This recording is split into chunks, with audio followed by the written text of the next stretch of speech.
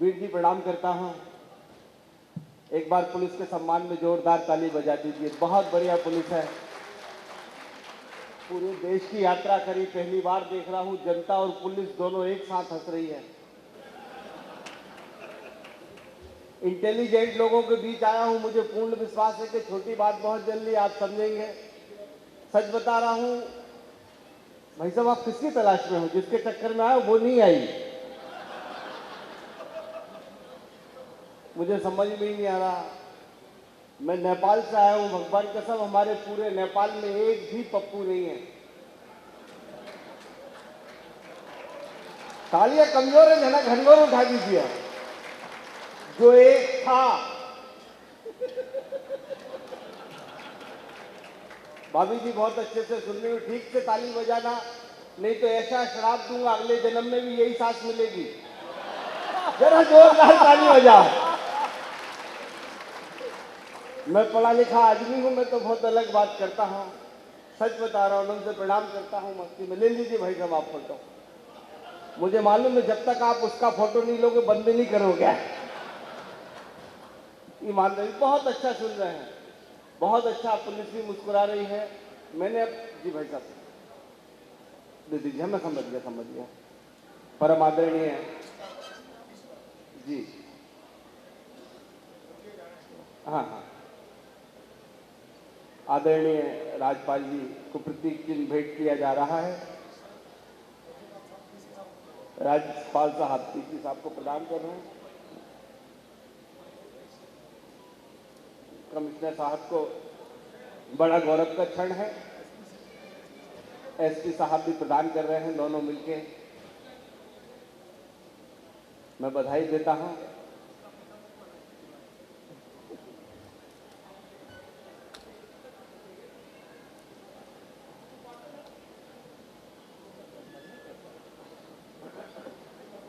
एक बार स्वागत की तालियां घनघोर मिले।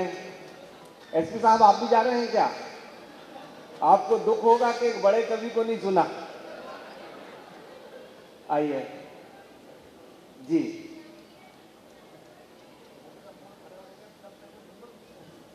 तू टेंशन मत कर, मैं पहली बार पिटूंगा क्या पुलिस से?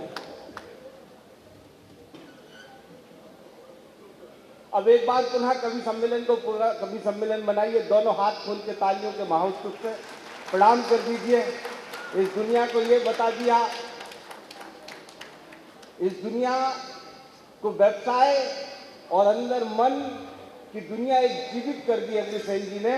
एक बार अग्रसेन जी के सम्मान में दोनों हाथ आकाश में खोलकर तालियों से घनघोर तब्दील कर दीजिए।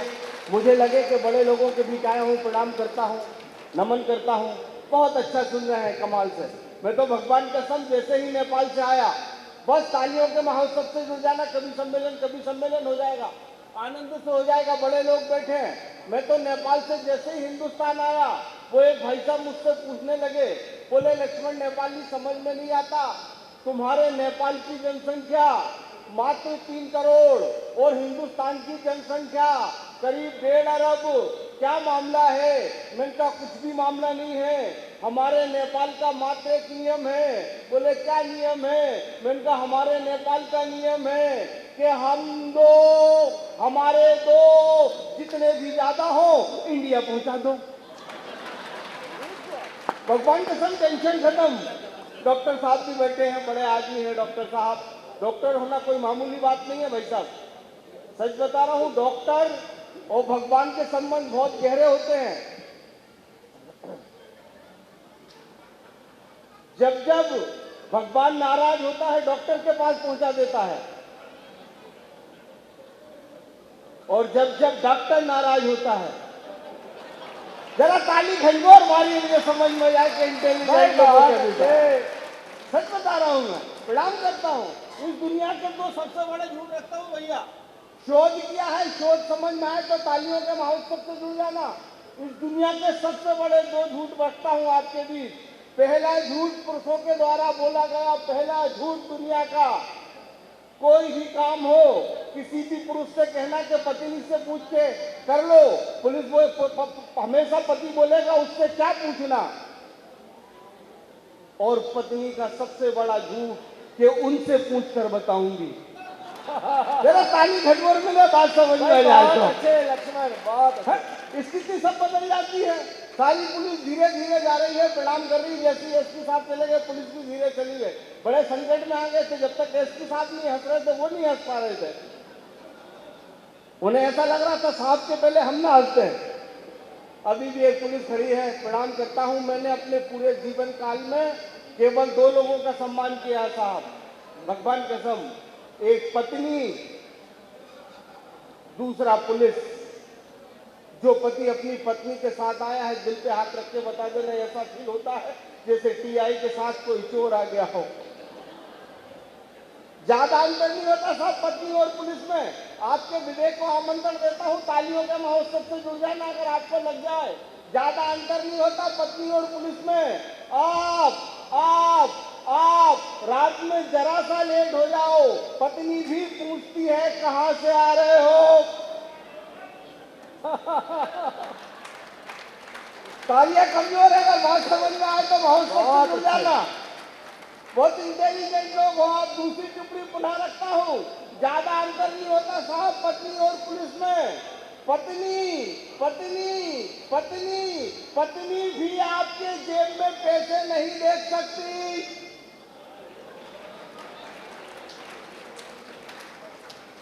और तीसरी टिप्पणी ठक से दिल में लग जाए तो मुझे बता देना कि लक्ष्मण नेपाली बात समझ में आ गई। पत्नी पत्नी पत्नी पत्नी अगर हाथ उठा दे तब भी आप कुछ नहीं कर सकते।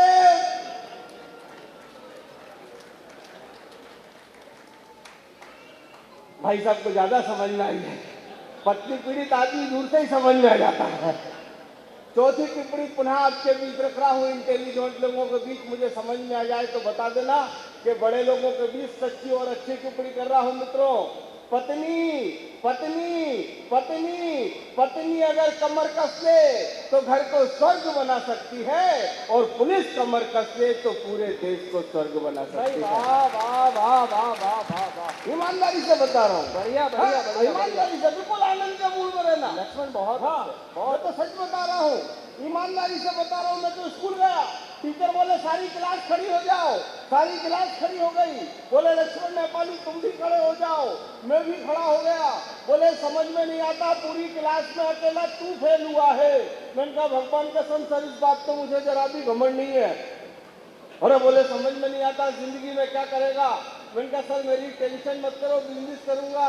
बोले बिजनेस करने के लिए पैसा चाहिए, तेरे पास 10 लाख है। मैंने कहा नहीं है सर। बोले 5 लाख है। मैंने कहा गुरुदेव वो भी नहीं है। तो बोले क्या खाक धंधा करेगा। मैंने कहा सर 15 रुपए में धंधा स्टार्ट कर दूंगा। और बोले 15 रुपए में सिगरेट की डिब्बी नहीं आती है, तू 15 रुपए में क्या धंधा स्टार्ट करेगा। मैंने कहा गुरुदेव अगर मैंने 15 रुपए में धंधा स्टार्ट नहीं किया तो मेरा नाम भी लक्ष्मण नेपाली नहीं। बोले क्या करेगा। मैंने कहा गुरुदेव 5 रुपए की सीटी और 10 रुपए का डंडा, जागते रहो। भाई बहुत अच्छे, बढ़िया लक्ष्मण बढ़िया। तनाव खत्म, आदमी फालतू पे टेंशन ले रहा है। ईमानदारी से बता रहा हूँ, मस्ती में रह हो जीवन में, कोई तनाव नहीं। आदमी के अंदर शांति होती है, अंदर सुख होता है भाई साहब। बाहर दुनिया में सुख है ही नहीं। इस सृष्टि का सबसे आदमी महान पुरुष महान है, मगर आज तक पुरुष का इतिहास ठीक से नहीं लिखा गया। जिधर चले जाओ उधर महिला महान, महिला मोर्चा, लेकिन पुरुष का आज तक भाई साहब ईमानदारी से इतिहास नहीं लिखा गया। पुरुष से ज्यादा कोई महान नहीं हो सकता। आप देखना महिला को मात्र 2000 रुपए की साड़ी लाएगी, पूरी कॉलोनी को दिखाएगी, क्यों शीला कैसी दिख रही हूँ। भगवान कसम इतने में भी दिल ना भरे, व्हाट्सएप पे डाल दे, क्यों मैं कैसी दिख रही हूँ। हम पुरुष जन्मजात महान साहब, भगवान कसम 5000 रुपए की दारू पिए और चुपचाप आके सो जाए। कोई घमंडी नहीं है। पुरुष से ज्यादा कोई महान हो ही नहीं सकता इस सृष्टि में। और टिप्पणी समझ में आए तो तालियों के महोत्सव, इसका इको थोड़ा सा कम करना। पुरुष से ज्यादा महान हो नहीं सकता रिश्ते निभाने में भी कोई साहब। ईमानदारी से बता रहा हूं, पुरुष कैसे कोई रिश्ते नहीं निभा सकता। कभी भी अपनी पत्नी, अपनी छोटी बहन को प्रेम की दृष्टि से नहीं देखती। और हम पुरुष हमेशा पत्नी की छोटी बहन को। ताली जरा घटघोर मिल जाए, बात समझ में जाए तो।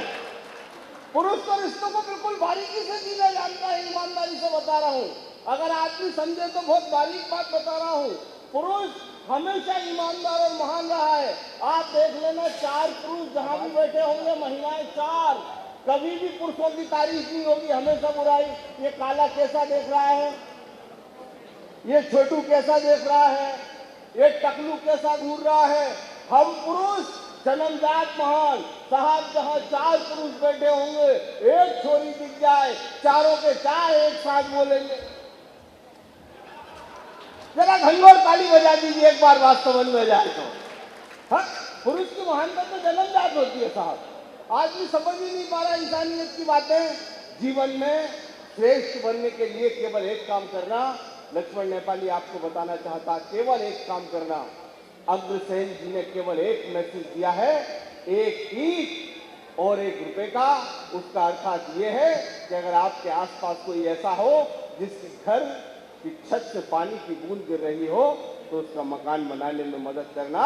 अगर कोई भूखा हो, चाहे आप 1 रुपए से उसकी मदद कर सको, तो उसकी 1 रुपए से मदद करना। तालियां कमजोर है आपकी। आज इतिहास उठा के देख लेना हिंदुस्तान का। मुझे इस बात का गुमान है कि जब बड़े लोग लाखों करोड़ों रुपए खर्च करते हैं, इतना तो आप लोग केवल टैक्स देते हैं गौशाला के लिए। ईमानदारी से बिल्कुल आनंद की बात बताओ। महिलाओं को प्रणाम करता हूँ। आप देख लेना भाई साहब, बहुत साधारण सा गणित रहता है महिलाओं का, बहुत सादा जीवन जीती हैं। मैं महिलाओं को प्रणाम करता हूँ। और आपको जानकारी नहीं होगी तो मुझे महिलाओं के बारे में इतनी जानकारी इसलिए है क्योंकि मेरी खुद की पत्नी महिला है। हाँ, मैं सही बता रहा हूँ भाई साहब। लोगों को तनाव हो जाता है कि समझ में नहीं आता भाई ऐसी क्या व्यवस्था है।